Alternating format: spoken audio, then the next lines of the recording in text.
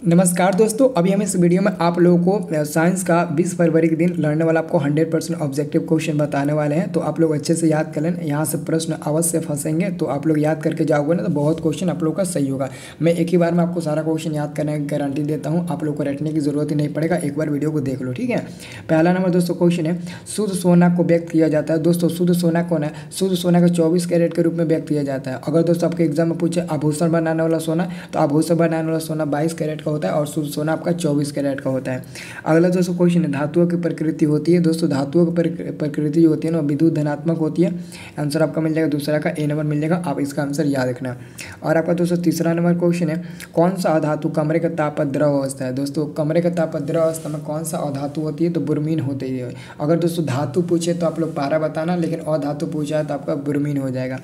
अगला क्वेश्चन आपका है, निम्नलिखित में से किसे चाकू से काटा जा सकता है? दोस्तों तो आप लोग ना लिथियम को आराम से चाकू से काट सकते हो। Li लिथियम का संकेत क्या होता है?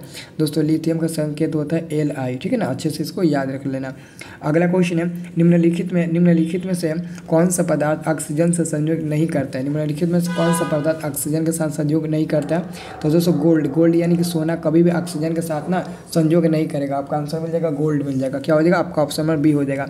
अगला क्वेश्चन है, सबसे कठोर प्राकृतिक पदार्थ। दोस्तों सबसे कठोर प्राकृतिक पदार्थ क्या होता है? तो कौन होता है? हीरा होता है ना। यहाँ पर आपका आंसर मिलेगा डी नंबर। दोस्तों हीरा का अपर्तनांक होता है 2.42, ये भी याद रखना। 2.42 आपका हीरा का अपर्तनांक होता है। आपके बोर्ड एग्जाम में ये दोस्तों क्वेश्चन पूछा जाता है। अगला आपका क्वेश्चन है, निम्नलिखित में सबसे अधिक अभिक्रियाशील दोस्तों धातु कौन सा है? दोस्तों तो सबसे अधिक अभिक्रियाशील धातु आपका दोस्तों यहाँ पर सोडियम हो जाएगा ना, सोडियम हो जाएगा, ठीक है ना। पोटेशियम भी होता है, सोडियम सबसे ज़्यादा है।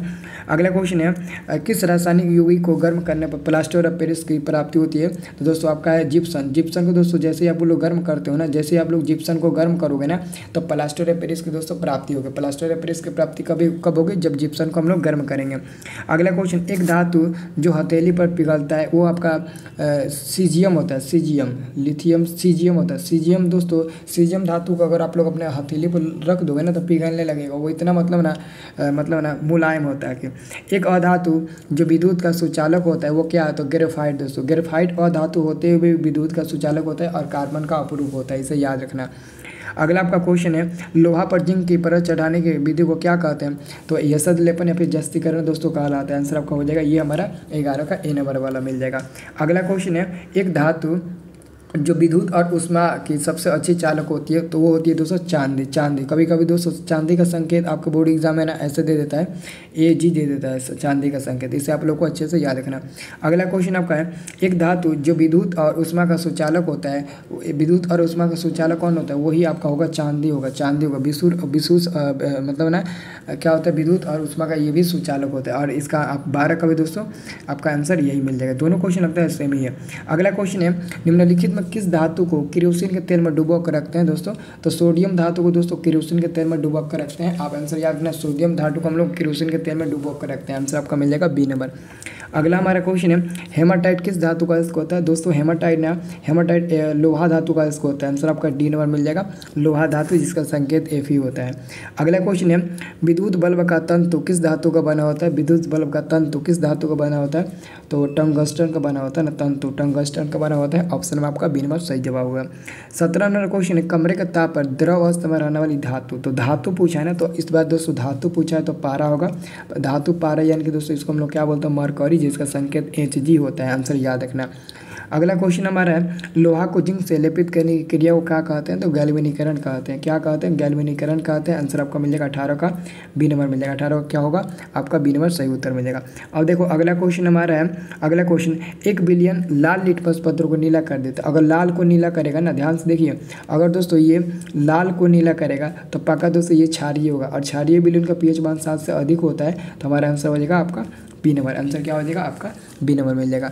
अगला हमारा क्वेश्चन है, शुद्ध जल का pH मान। दोस्तों शुद्ध जल का pH मान ना 7 के बराबर होता है, मतलब कि केवल और केवल 7 होता है। तो शुद्ध जल का pH मान 7 यानी कि 7 के बराबर होता है। इसे आप लोग नोट कर लेना। अगला हमारा क्वेश्चन है, pH का गणितीय व्यंजक क्या है? दोस्तों pH का गणितीय व्यंजक क्या होता है? तो pH का जो गणितीय व्यंजक होता है ना वो प्लस होता है ना। pH का गणितीय व्यंजक प्लस वाला होता है ना, हाँ ठीक है। तो आंसर आपका क्या मिलेगा, आपका प्लस वाला होगा, ठीक है ना। प्लस वाला आप टिक लगा लेना, प्लस वाला आपका बिल्कुल सही जवाब हो जाएगा, ठीक है ना।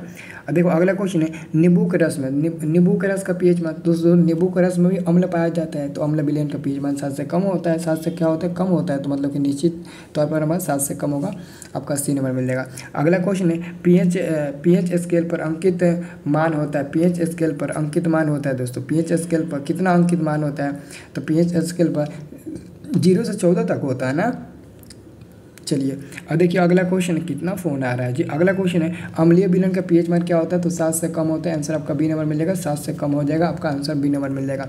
अगला क्वेश्चन है, क्षारीय विलयन का पीएच मान, दोस्तों क्षारीय विलयन का पीएच मान 7 से अधिक होता है, तो आपका आंसर हो जाएगा ये हमारा बी नंबर मिल जाएगा, 7 से अधिक होता है। तो इसको अच्छे से आप लोग याद कर लेना। और दोस्तों आप लोग PDF जाकर हमारे व्हाट्सएप ग्रुप से डाउनलोड कर लीजिए। व्हाट्सएप ग्रुप का मैं नंबर दे देता हूँ, आप इस नंबर पर एक बार SMS कर दीजिए, क्योंकि मेरे को ना सब्जेक्टिव क्वेश्चन बताने का टाइम नहीं है, इसलिए मैं सब्जेक्टिव का PDF आपको दे देता हूँ, आप व्हाट्सएप ग्रुप से डाउनलोड कर लो। तो आखिरकार आप व्हाट्सएप ग्रुप में रहोगे तब ना, तो ये हमारा व्हाट्सएप ग्रुप का नंबर है, आप इस नंबर पर एक बार SMS कर दीजिए, हाय हेलो लिखकर, मैं आपको भेज देता हूँ व्हाट्सएप ग्रुप का लिंक, ठीक है ना। और आप फटाक से मतलब ना ज्वाइन कर लेना, ठीक है ना, कोई दिक्कत नहीं ना होगा, आप फटाक से ज्वाइन कर लेंगे, ठीक है।